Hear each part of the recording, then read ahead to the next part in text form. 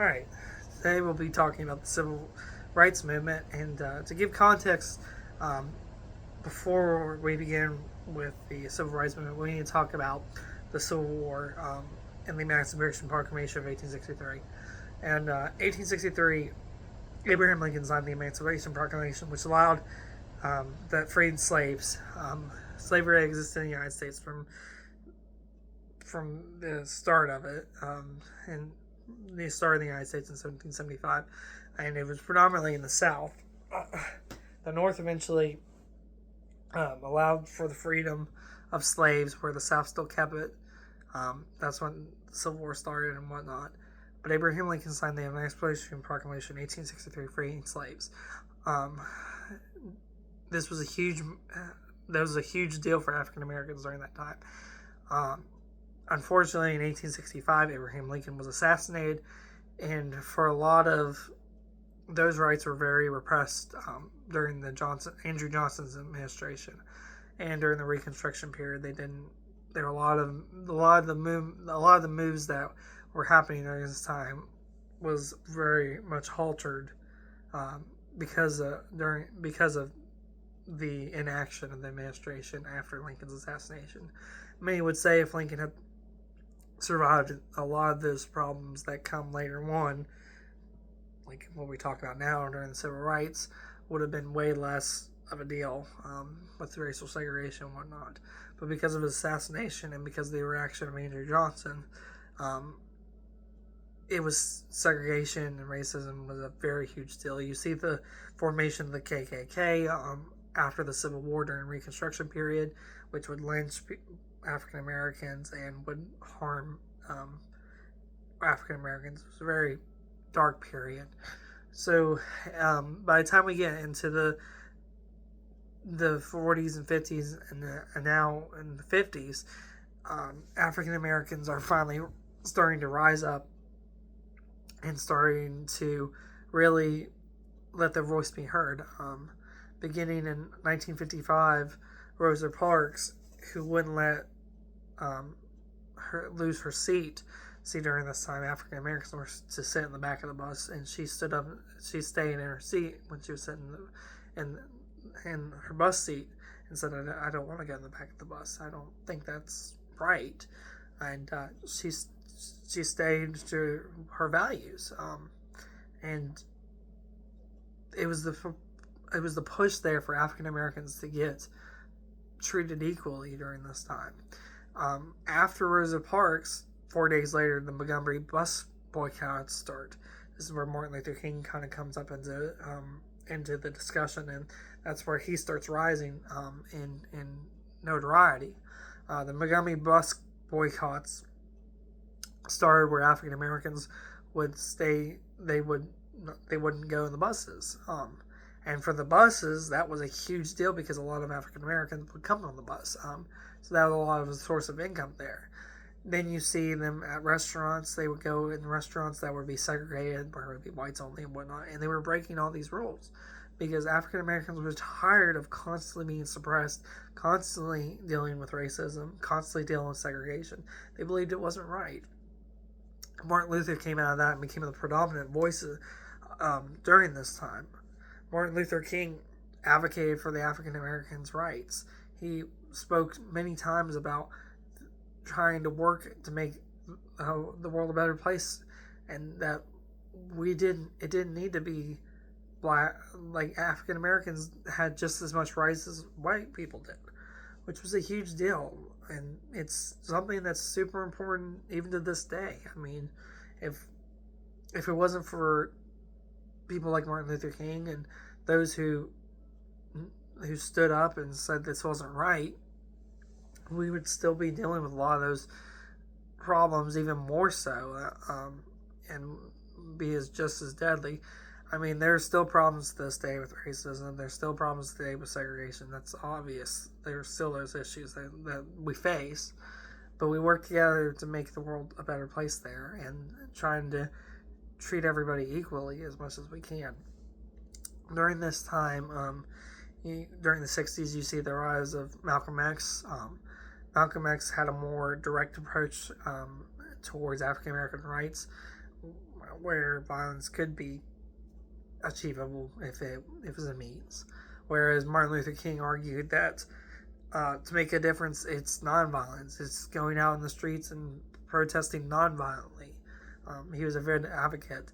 So as the race tensions go on, Martin Luther King is trying to unite people in the sense of we need to come together as all Americans equally, whether you're black or white or Asian or anything. We need to come together as a people.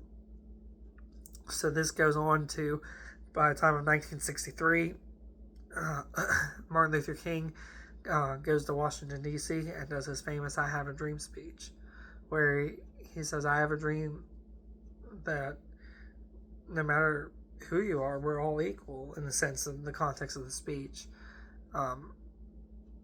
And really united that movement more so than ever to make that change in the country. The country was so torn apart by this at this point, and really the 60s was such a tumultuous time in the country when it came to race relationship.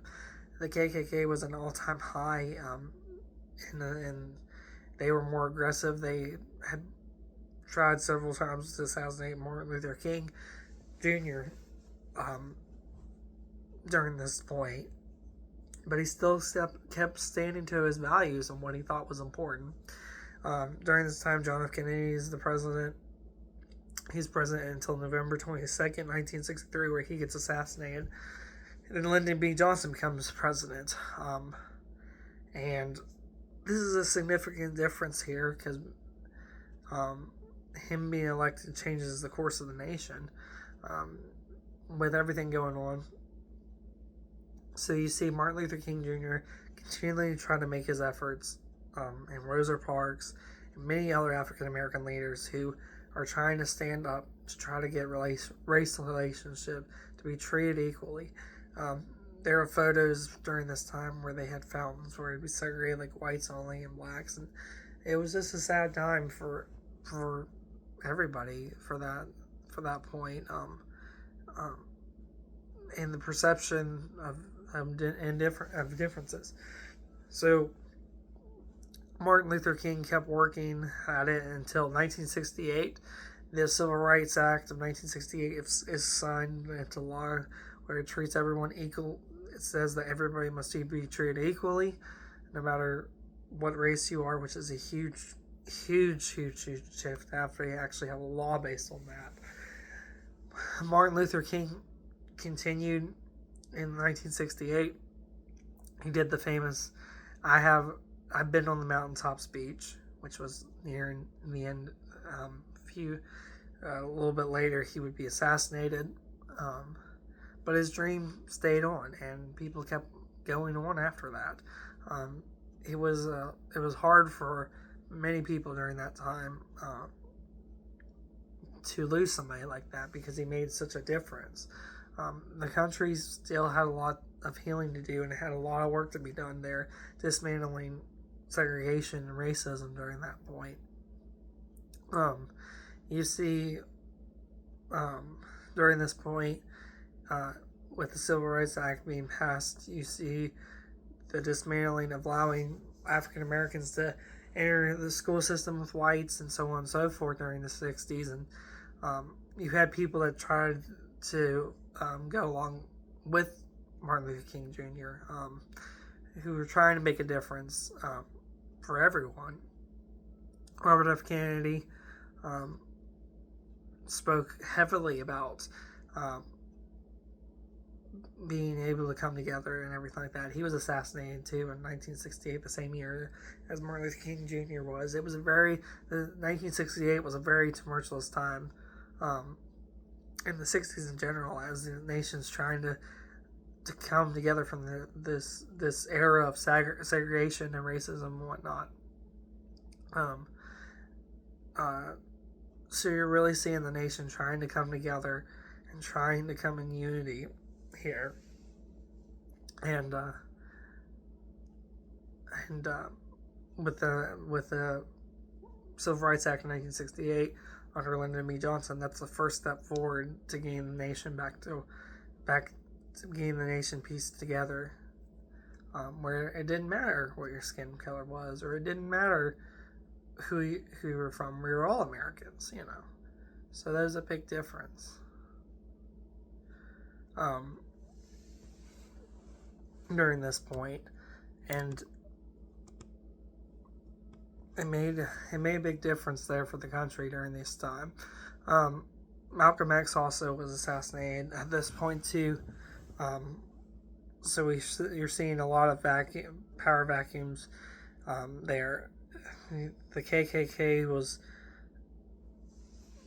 was probably at its height in the 60s, but over time it started dwindling more and more down because of people that spoke out against racism and made that difference to tell that, hey, it's not okay to tell me that. It's not okay that I can't do this because of my skin color. And it caused the nation to transform its way of thinking. And for African Americans, they had dealt with so much stuff during this time, but yet they remained persistent that they deserved the same rights as everybody else. They, like I mentioned earlier, they would go to restaurants and they'd have drinks poured on their head, or they'd get beaten sometimes even. Some lost their lives, but it was in the belief that they deserved the same rights that me and you had, that a white person had. So, it took people like that have the bravery to stand up for what they believed was right, and to believe that they deserve the same treatment that everybody else does. And for our nation, it needed to have that. It needed to have that unity. We're all Americans. It doesn't matter what your race is. We're all Americans together, and we shouldn't ever treat anybody any differently. And that's what a lot of African Americans stood for, about being united and being treated equally, and what they should be treated. No one should be treated based on their skin color. No one should ever be treated differently just because they're a different color skin. And so these people during the 60s really took the time to spend, and it took effort.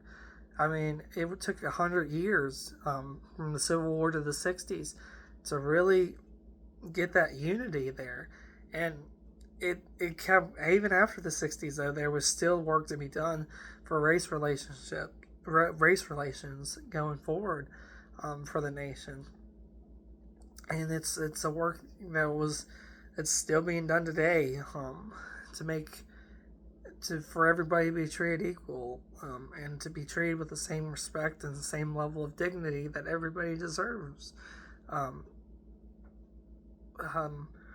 So if it for a lot of this time, and during the civil rights movements, there was a lot of sacrifice that had to be made. A lot of people had to stand up when at a time that people were against it. Wallace had famously tried to block African Americans from going to school, and he had been staunchly against people being together, African Americans having rights and whatnot.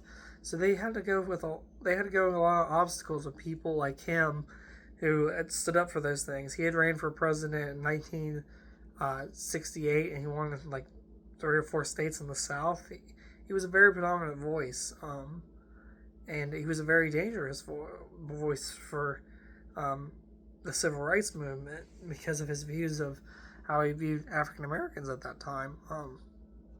But regardless of what happened, they still stood on what they believed was right and their values, that all people deserve to be equal, and it didn't matter who you are, you deserve to be treated equal. And so if it wasn't for Martin Luther King and Rosa Parks and other predominant African American voices, they made all the difference, and we live in a better society because of them, and because of what they sacrificed for us, and what they did for the country. So that's a lot That's the civil rights movement.